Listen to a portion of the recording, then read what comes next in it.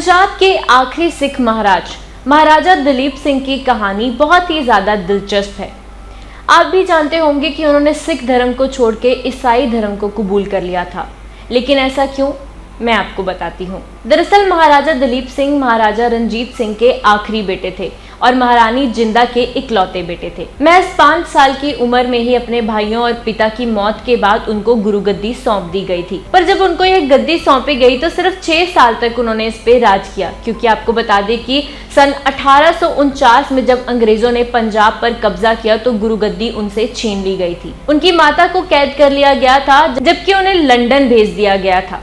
वहीं आपको बता दें कि उनकी आगे की जिंदगी लंदन में ही गुजरी थी। जब वो लंदन गए तो ब्रिटेन की महारानी विक्टोरिया के साथ उनके संबंध बढ़ने लगे। वो हर पार्टी में महारानी विक्टोरिया के साथ नजर आते थे और महारानी विक्टोरिया भी उनको हर पार्टी में लेकर जाती थी। दोनों के बीच दोस्ती से ज्यादा संबंध थे। इतिहासकार इस बात के गवाह हैं कि दोनों के बीच में बढ़िया संबंध थे। और वहीं महारानी विक्टोरिया एक जर्नल में लिखती हैं कि उनकी आंखें और दांत बहुत ही खूबसूरत थे। लंदन में रहते वक्त महाराजा दलीप सिंह को डॉक्टर जॉन स्पेंसर और उनकी पत्नी की देखरेख में रखा गया था और अंग्रेजों की तरफ से उनको ये हुक्म दिए गए थे कि उन्हें ब्रिटेन के सारे तौर तरीके और अंग्रेजी तरीके से रहना सिखाया जाए। तो वहीं डॉक्टर और उनकी पत्नी की तरफ से उन्हें बाइबल पढ़ाई जाती थी और जब वो बाइबल पढ़ते तो उनकी ज्यादा दिलचस्पी बाइबल की तरफ चली गई, जिसके बाद कि उन्होंने ईसाई धर्म को कबूल कर लिया और सिख धर्म को छोड़ दिया। तो वहीं कुछ समय के बाद महाराजा दलीप सिंह की शादी जर्मन के एक बैंकर की बेटी के साथ हुई, जिसका नाम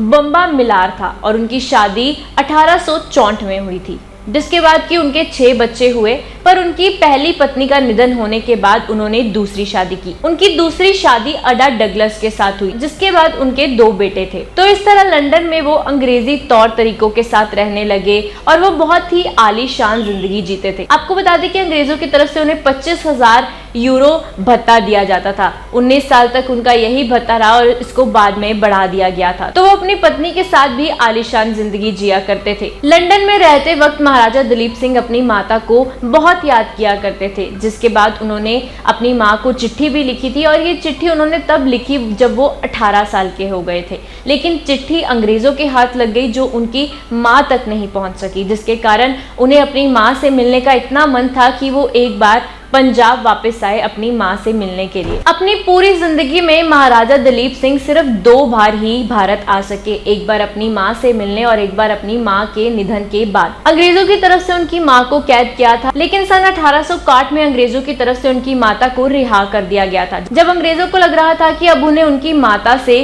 कोई भी खतरा नहीं है। वहीं ईसाई धर्म में रहने के बाद सन 1886 में महाराजा दलीप सिंह को अपनी गलती का एहसास हुआ और उन्होंने वापस सिख धर्म को अपना लिया। जब महाराजा दलीप सिंह सिर्फ 55 साल के थे तो उनका 1893 में देहांत हो गया था। जब उनका देहांत हुआ तो वो पेरिस में थे और अंग्रेजों ने उनके शव को पेरिस से एल्वेडन में मंगवाया और उसके बाद अंग्रेजी तौर तरीके के साथ ही इसको दफनाया गया। महाराजा दलीप सिंह ने सिख धर्म छोड़ के ईसाई धर्म कबूल किया, ये तो सब लोग जानते होंगे, लेकिन शायद ही आपने ये कहानी जो मैंने आपको सुनाई है ये सुनी होगी। तो आपने देखा कि किस तरह से उनकी जिंदगी इतनी दिलचस्प थी, क्योंकि उनकी जिंदगी में कई सारी ऐसी चीजें हुई जो किसी ने कभी सोची भी नहीं होंगी। उन्होंने इतनी छोटी उम्र में ही अपनी जिंदगी में बहुत कुछ देखा। तो आपको आज की ये कहानी कैसी लगी और क्या आपको भी इस कहानी के बारे में पता था? कमेंट बॉक्स में जरूर बताइएगा। और ऐसी ही कहानियां सुनते रहने के लिए वंदे भारत 24 को जरूर फॉलो करिए।